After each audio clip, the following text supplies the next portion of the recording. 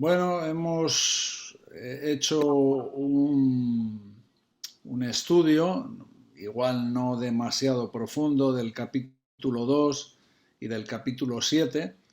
Y bueno, ya no vamos a repetir lo que hemos hablado. Aprendemos muchas cosas en estos dos capítulos.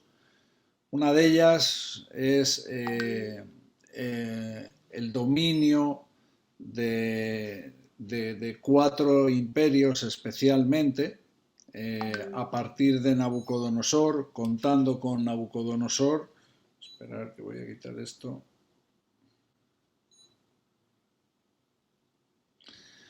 A partir o contando con Nabucodonosor en adelante, y nos enseña que no habrá un quinto imperio, sino que habrá una especie de extensión del cuarto imperio.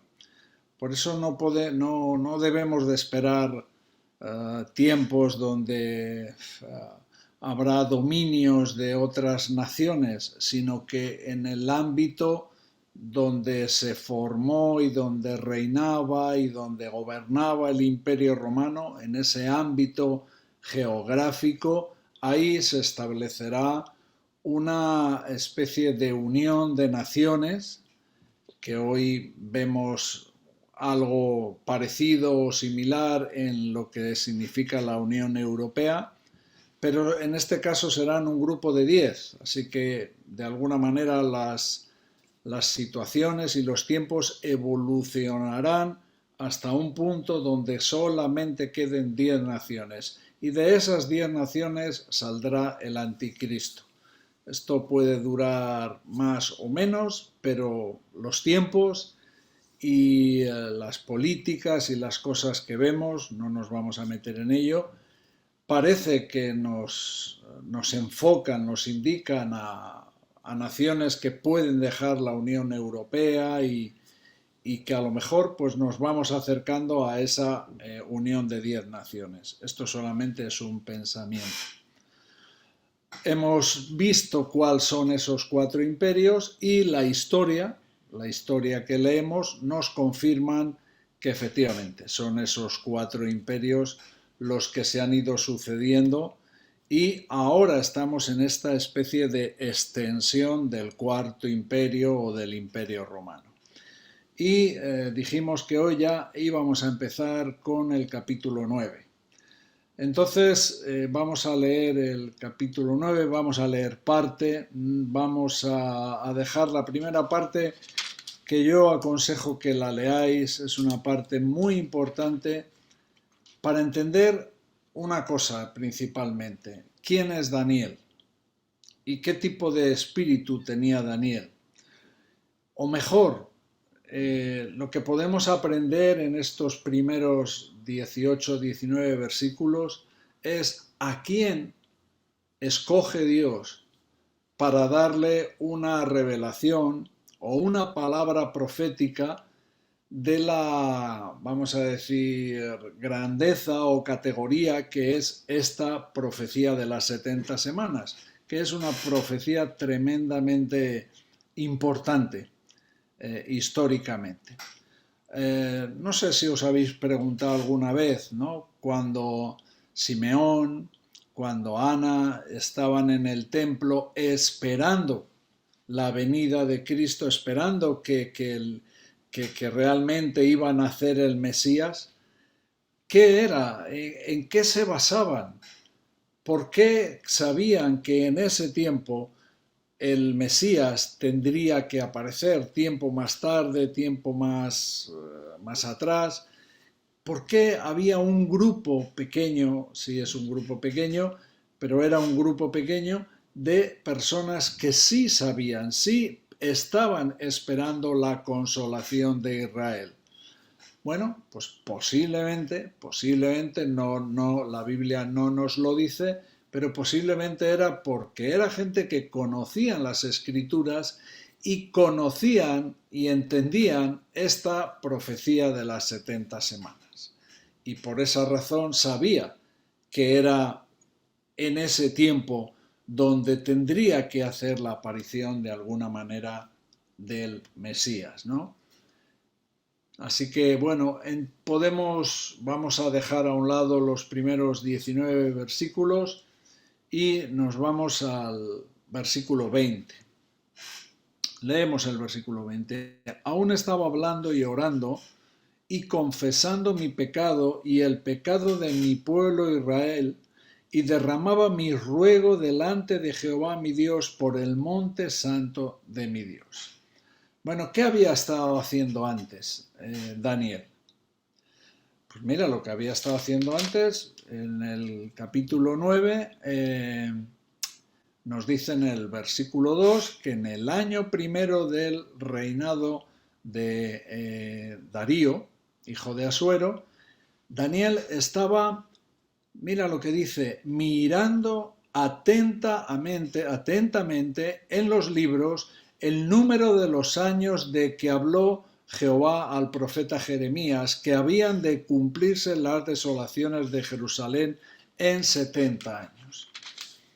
Daniel estaba estudiando las Escrituras, estaba escudriñando, algo que nos tiene que animar, ¿no? Porque Daniel no, a veces pensamos de él como un hombre que recibió importantísimas revelaciones, importantísimas profecías, pero Daniel principalmente era un hombre que oraba, es lo que nos dice el versículo 20, y era un hombre que estudiaba las Escrituras, leía, escudriñaba, quería saber los tiempos. Así que esto es en lo que estamos metidos ahora, en entender lo que la Escritura nos quiere decir y entender estos tiempos. Así que este versículo 20 nos habla en qué estaba metido Daniel cuando recibió esta profecía. Estaba estudiando, pero aquí dice que estaba hablando y orando, y no solamente hablando y orando, sino que estaba confesando su pecado y el pecado del pueblo de Israel. Y mira qué expresión más bonita, y derramaba mi ruego delante de Jehová mi Dios por el monte santo de mi Dios. Y esta es la otra cosa a resaltar. Daniel no está orando aquí por la iglesia, no está orando ni siquiera por toda la nación de Israel, está orando específicamente por el monte santo de mi Dios. Está orando por el sitio donde se tiene que reconstruir el templo, por el sitio donde la presencia de Dios debería de estar. Sabía que eso es lo que da sentido a todo lo demás. Si Dios está reinando, si Dios está en el templo mostrando su presencia, todo lo demás funciona. Israel era lo que necesitaba. Así que no estaba orando por Israel ni por la iglesia, oraba por Jerusalén y por el Santo Monte. Cuando habla del Santo Monte, ya hemos dicho el otro día, es el monte, la explanada de las mezquitas, donde está el domo de la roca, esa mezquita de la cúpula dorada, donde creen los musulmanes que ascendió Mahoma al cielo, y en el otro extremo de la explanada de las mezquitas está la mezquita de Al-Aqsa, la mezquita lejana se llama. Estas son dos lugares muy importantes para el Islam, pero este es el sitio donde Abraham iba a ofrecer en sacrificio a Isaac, es el monte Moriat. Concretamente ese espacio era la era de Ornán el Jebuseo, que Dios le había mostrado que es ahí donde Abraham tenía que sacrificar a Isaac, y después fue el sitio donde se construyó el primero y el segundo templo, y donde se tiene que construir forzosamente el tercer templo. Esto es un tiempo futuro, el tercer templo es un tiempo futuro. Entonces, ¿cómo se va a edificar el tercer templo de los judíos, el lugar santo de los judíos, en un sitio que está ocupado por la mezquita, uno de los lugares más sagrados para el Islam. Ahí tienen que ocurrir ciertos acuerdos de paz, ciertas cuestiones en los que el protagonista va a ser el anticristo. Y eso es algo que veremos en el futuro, pero tendrá que ser. Así que ahí tenemos a Daniel, estudiando, humillándose, confesando su pecado, confesando el pecado de su pueblo, orando y derramando su ruego delante de Dios. Date cuenta una cosa. Como he dicho, Daniel, antes de llegar hasta aquí, está estudiando los libros. ¿Y qué le dicen los libros a Daniel? En este punto, lo que le dicen los libros a Daniel es que están de los 70 años de cautiverio que tenían que estar en Babilonia, llevaban 68 años. Les quedaban 2 años para terminar ese cautiverio. Esto aparentemente debería de ser un motivo de júbilo, de gozo, bueno, ¿no? Ya se está acabando el cautiverio, volvemos a casa, 70 años, ¿no? O sea, era tremendo. Pero se hace cuenta que Daniel no está así, no está en esa manera, sino que está cargado con su propio pecado, con el pecado de Israel, derramando su ruego delante de Dios y no carga su culpa sobre los babilonios, no está orando de que Dios elimine o castigue a los babilonios, está centrado en su propia culpa y la culpa de Israel. Y esta es una de las partes importantes de este capítulo, cómo Daniel buscaba las respuestas en las Escrituras, cómo Daniel reaccionaba así a pesar de que quedaban 2 años para terminar la esclavitud que habían estado en Babilonia. Pero Daniel quería entender los tiempos, necesitaba saber los tiempos. Y esto es algo que es vital para nosotros, porque nuestros tiempos están en sus manos. Nuestros tiempos no están en nuestras manos, no son nuestras decisiones, no es lo que nosotros decidimos, no son nuestras estrategias, no es nada de lo que nosotros hacemos lo que va a dirigir nuestros tiempos. Nuestros tiempos están en sus manos y están en escudriñar las Escrituras y en orar y en derramar nuestro ruego delante del Señor. Así que vemos esta situación extraña, cómo Daniel, sabiendo que quedaba muy poquito para terminar la esclavitud, debiendo estar más contento que nunca, parecía que estaba más humillado que nunca.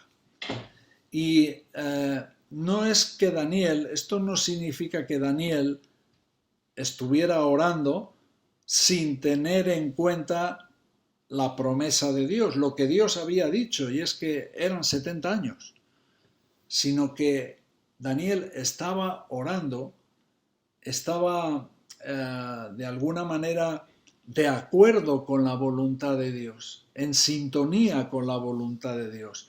No oró olvidando la promesa, oró a causa de la promesa. Es la promesa de que Dios ya iba a terminar este tiempo de esclavitud lo que produjo esa carga, ¿no?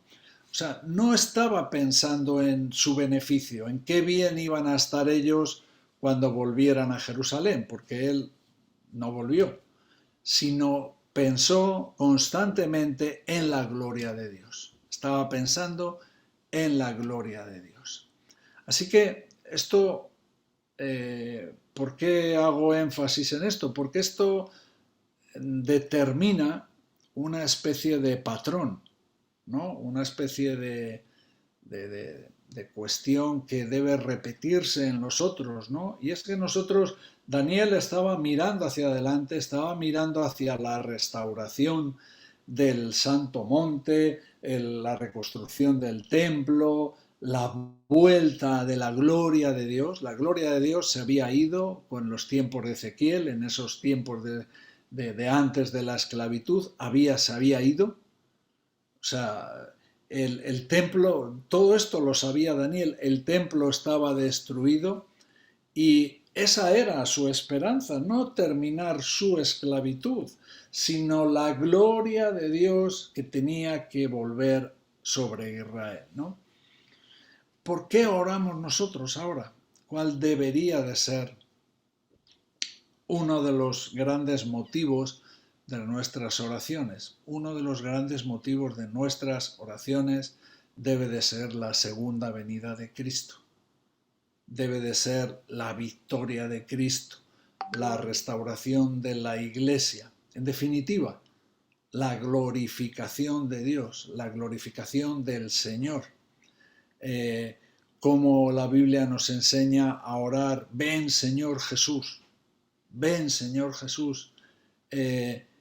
Eso es estar de acuerdo con la voluntad de Dios.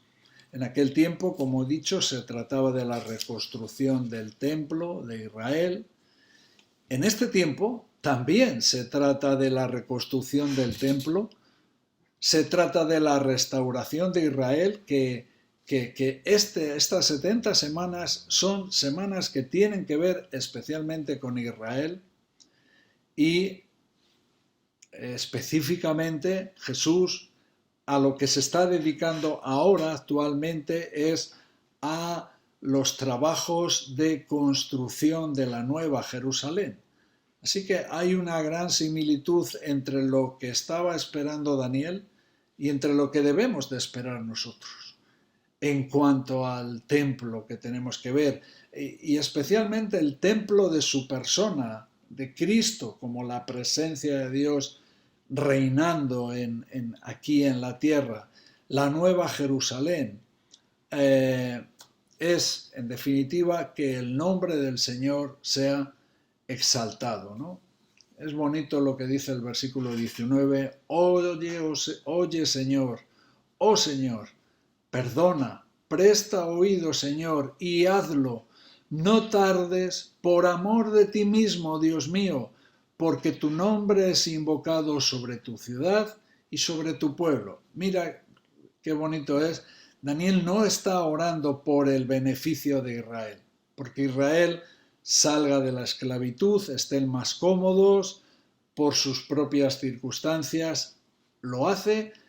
Daniel ora y clama a Dios de que haga las cosas por amor de sí mismo y para que su nombre sea invocado sobre Jerusalén y sobre su santo monte y sobre su pueblo. ¿Nosotros por qué debemos orar? Bueno, tenemos que orar por eso, porque de alguna manera cuando Cristo venga y ponga sus pies sobre la tierra y venza a todas las naciones que se juntarán contra él, todo ojo lo verá y será glorificado en las naciones. Y él vendrá y juzgará a las naciones y reinará y será glorificado en una manera increíble, ¿no? Así que vuelvo a repetir que estamos en circunstancias muy similares a las que estaba Daniel. Él en otro tiempo, nosotros con la segunda venida. Así que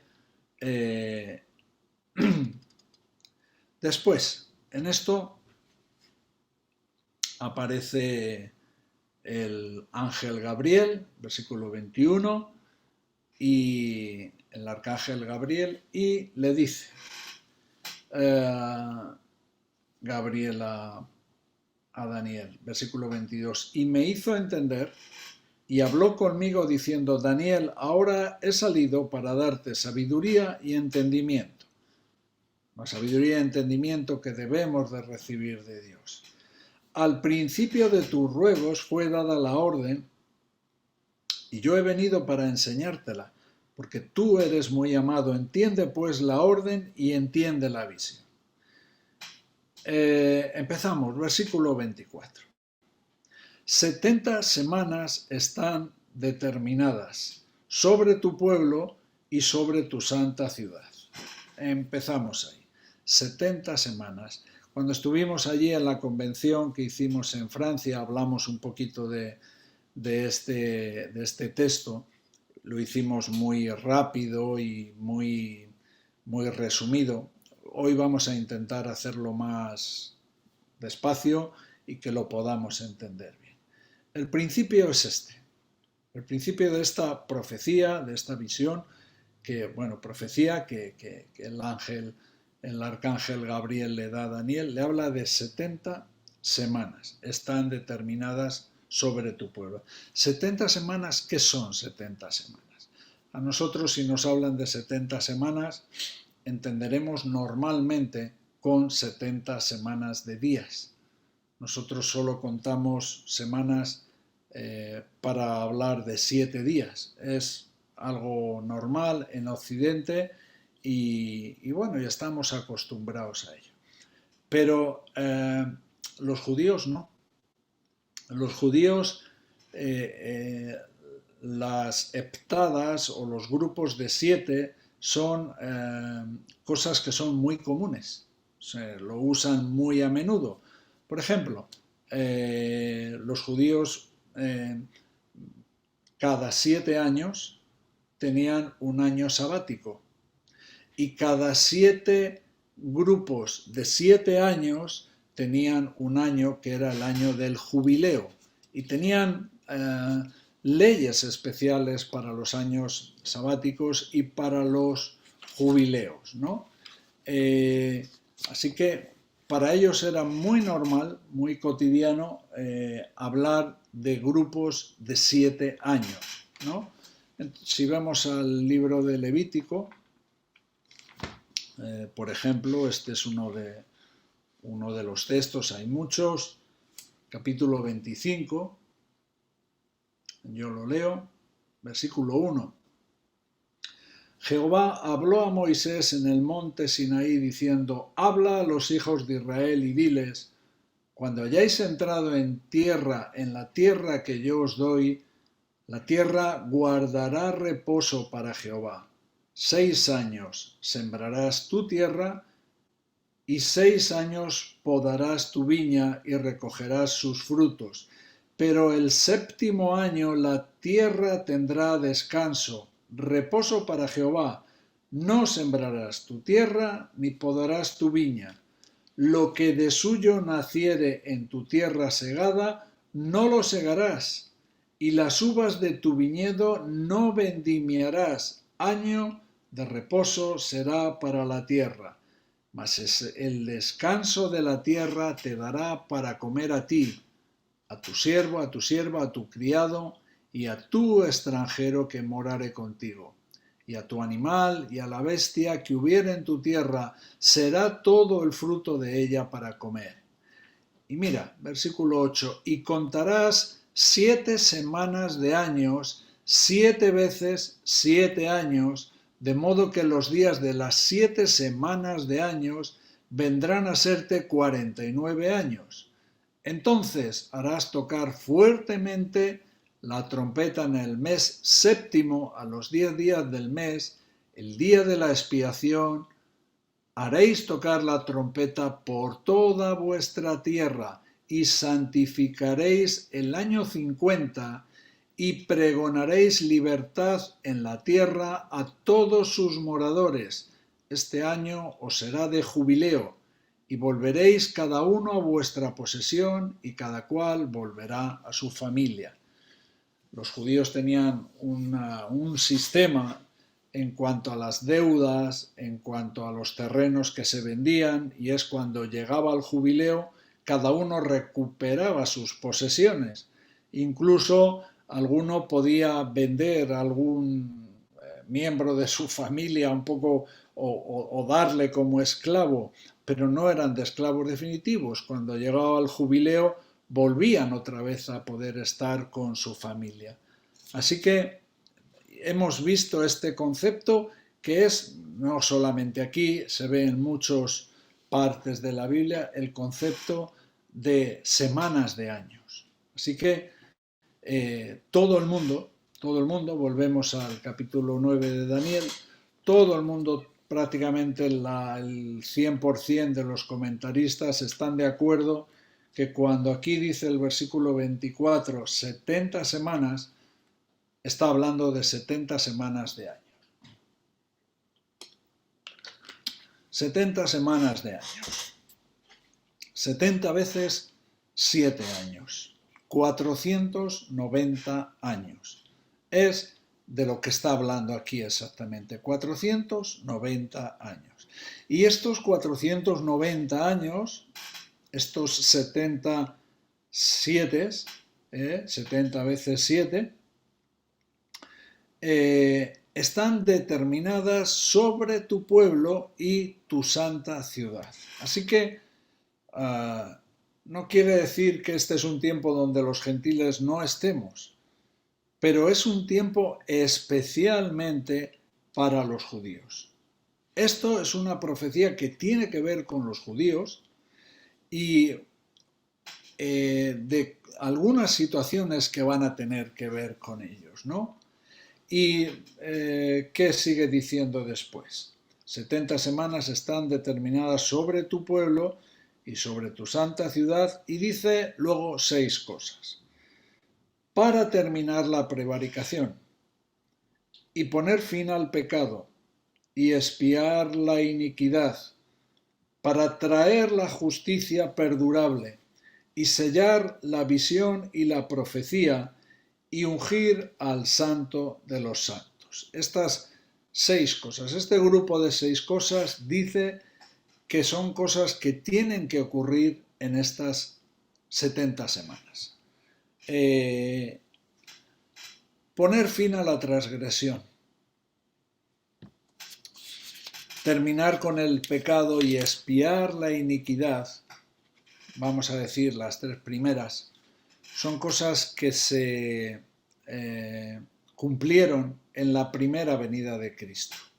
En la primera de Cristo hubo una victoria sobre el pecado en la cruz.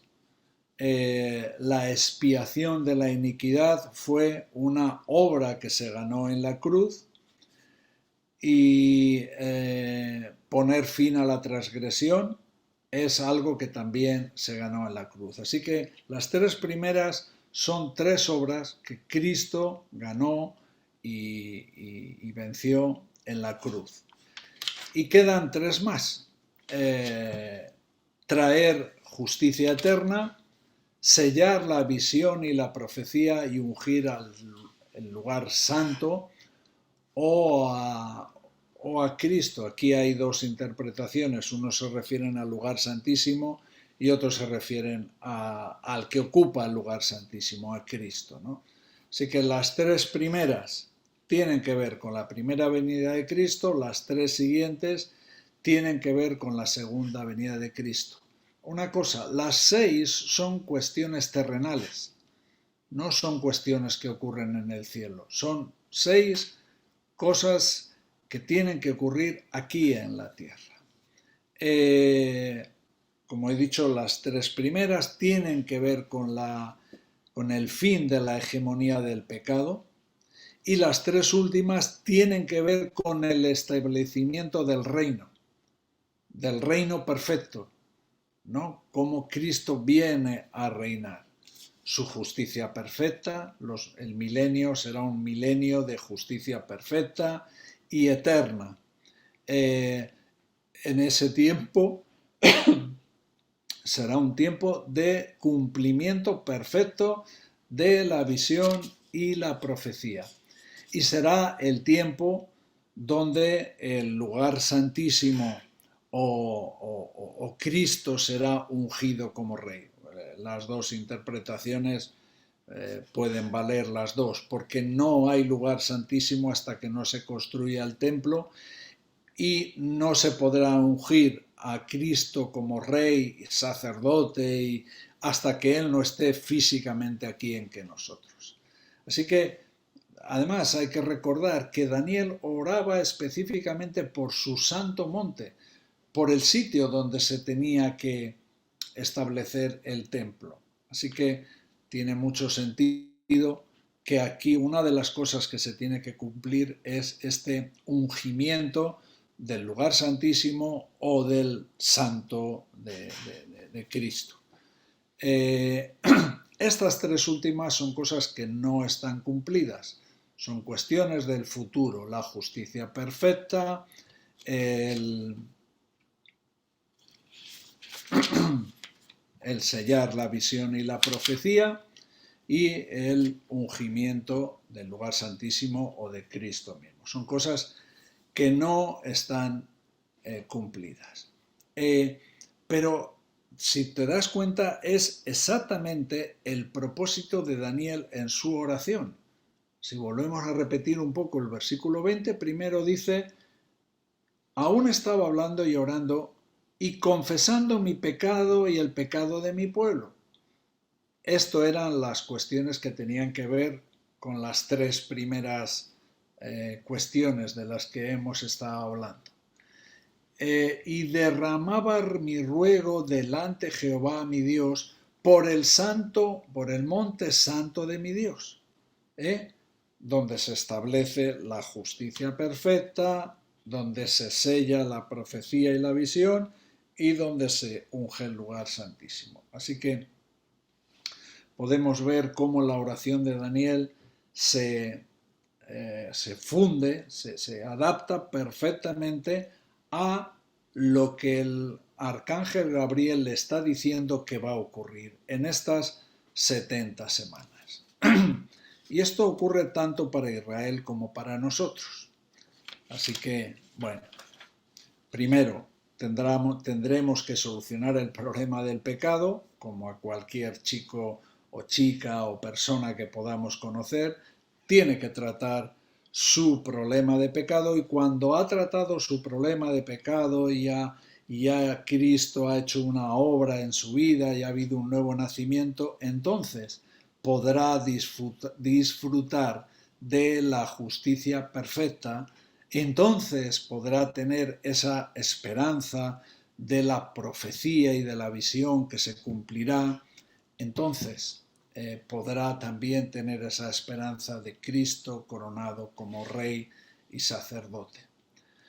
Será el momento de ungir al Santo de los Santos. Vale, ¿desde cuándo empezamos a contar? ¿Cuándo empiezan estas 70 semanas? Esto también lo explicamos allí en la convención que hicimos. Hay 4 fechas que siempre circulan en este asunto, ¿no? Cuando hay que empezar a contar las 70 semanas. ¿Cuándo empezamos a contar? Porque, ya os digo, Simeón, Ana, a esta gente les salían las cuentas. Ellos estaban en el templo justamente en el tiempo, no digo que sabían el día exactamente porque había un problema, porque lo que determina esta profecía en parte es la muerte, ¿no? La muerte de Cristo, ¿no? Entonces, Cristo tiene que ser un sacerdote. Jesús tenía que tener ese ministerio sacerdotal, y un ministerio de sacerdote o sacerdotal no se podía tener a menos que tuvieras 30 años. Tú podías ser un soldado a los 20 años, tú podías ser un trabajador del templo con 25 años, podías tener ciertas responsabilidades, pero para ser un sacerdote tendrías que tener siempre más de 30 años. Entonces sabían que si iba a morir ya como rey, como sacerdote. Entonces echaban la cuenta para atrás, sabían más o menos el tiempo donde Jesús iba a nacer. Entonces, ¿desde dónde empezamos a contar? Hay 4 fechas que yo las voy a decir, pero solo una es en la que también la mayoría de la gente está de acuerdo. La mayoría, no todos. Primero, Ciro. El rey Ciro le ordena a Esdras la reconstrucción del templo en el año 538 a.C. Luego Darío es el que también vuelve a ordenar a Esdras y le da autorización para seguir reconstruyendo el templo en el 517, porque también hubo paradas entre medias. Luego ya vemos a Artajerjes.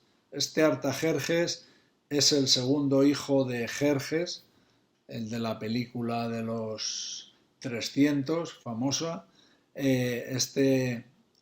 Artajerjes era llamado Artajerjes I el Longimano. Longimano era porque tenía la mano derecha más larga que la izquierda, ¿no?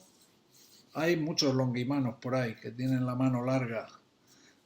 Bueno, Artajerjes también le dio a Esdras el encargo de seguir reconstruyendo el templo. Y fíjate, o sea, estamos hablando del año 458, o sea, Esdras tuvo un tiempo increíble de repetidas veces estar encargado de esto. Pero este Artajerjes también encarga a Nehemías, que era su copero. Su copero era la persona posiblemente de más confianza, porque en las manos de su copero prácticamente era el que probaba la bebida y la comida y evitaba, ¿no?, que él pudiera ser envenenado, ¿no? A Nehemías le encarga la reconstrucción de la ciudad de Jerusalén y de sus murallas. Y esto ocurre en el año 445. Y dice el versículo 25 de Daniel, del capítulo 9, sabe pues y entiende que desde la salida de la orden para restaurar y edificar a Jerusalén hasta el Mesías príncipe habrá 7 semanas y 72 semanas. Esto lo explicaremos más tarde o lo explicaremos ya otro día. Pero este es el único caso donde a un hombre se le da la orden de reconstrucción de la ciudad de Jerusalén y sus murallas, ¿no? Es en este caso, así que todos, bueno, una gran parte de los comentaristas, hay algún pleito entre los dispensacionalistas y reformados, pero bueno, hay algunas discusiones, pero muchos estarán de acuerdo en que esta es la fecha importante, el año 445 a.C. Este es el momento donde aquí el arcángel Gabriel está diciendo que es el momento en el que hay que poner el reloj en marcha. Es el momento en el que el tiempo empieza a correr para los judíos y que empieza a seguir adelante. Entonces, ya sabemos, que las semanas son semanas de años, sabemos que el reloj empieza a contar aquí a partir del año 445 y de que aquí está hablando, está diciendo, versículo 25, y con esto ya vamos a acabar hoy para no... sabe pues y entiende que desde la salida de la orden para restaurar y edificar a Jerusalén hasta el Mesías príncipe habrá 7 semanas y 72 semanas. Esto es una manera de hablar, es un estilo de hablar, ¿no? Pero lo que está diciendo, literalmente, es que desde la orden de restauración y edificar Jerusalén hasta el Mesías príncipe o hasta la muerte, hasta cuando se quite la vida del Mesías príncipe, que lo vemos en el versículo 26, habrá 7 semanas más 62 semanas, o sea, exactamente desde la edificación de Jerusalén hasta la muerte del Mesías habrá 69 semanas. Es lo que está diciendo. 7 semanas y 62 semanas es lo que está diciendo. Habrá 69 semanas de años que están aquí involucradas. El próximo día haremos la cuenta de dónde están esas 69 semanas de año, cómo se cuentan y cómo es que de ahí llegamos al año que llegamos, al año 30. Luego dice, se volverá a edificar la plaza y el muro en tiempos angustiosos, y después de las 62 semanas se quitará la vida al Mesías, mas no por sí, y el pueblo de un príncipe que ha de venir destruirá la ciudad y el santuario, y su fin será con inundación, y hasta el fin de la guerra durarán las devastaciones. Y por otra semana confirmará el pacto con muchos, y a la mitad de la semana hará cesar el sacrificio y la ofrenda. Después, con la muchedumbre de las abominaciones, vendrá el desolador, hasta que venga la consumación y lo que está determinado se derrame sobre el desolador.